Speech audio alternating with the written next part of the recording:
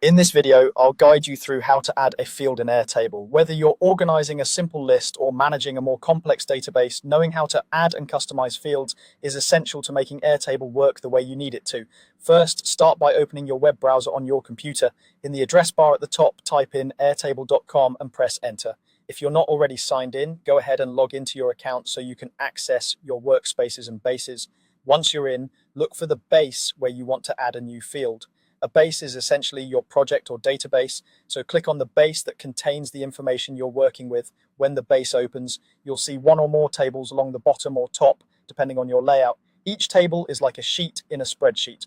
Click on the specific table where you want to add the new field. This ensures you're editing the right set of records. Now that you're in the correct table, let's locate the place to add your field.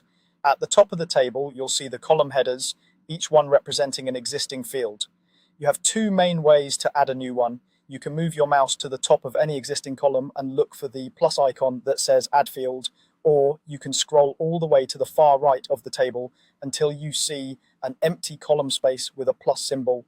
Click that plus icon to start creating your new field. As soon as you click, a panel or small window will open, prompting you to enter details for your new field. The first thing you'll want to do is give it a clear descriptive name. Click in the field name box and type the name you want. Try to choose something that clearly explains what kind of information will go there, like client status, due date, or invoice amount. A good name makes it much easier to understand your table at a glance and helps others on your team know exactly what belongs in that column. Next, you'll choose the field type. This is important because it tells Airtable how to treat the data in that column. Click the drop-down menu for field type and look through the options. Text is great for general notes or labels.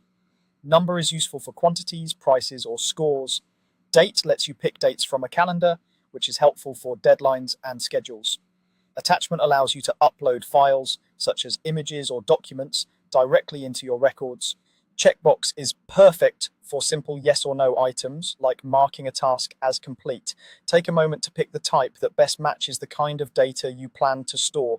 Choosing the right type now helps with sorting, filtering, and creating views later. Once you've entered the name and selected the field type, you're ready to finish. Look for the button that says Create Field and click it. Airtable will immediately add your new field as a column in the table. You can now start entering data into this column for each record, just like you do with your other fields. That's all there is to it. You've successfully added a new field in Airtable, and you can repeat this process whenever you need to capture new kinds of information in your base.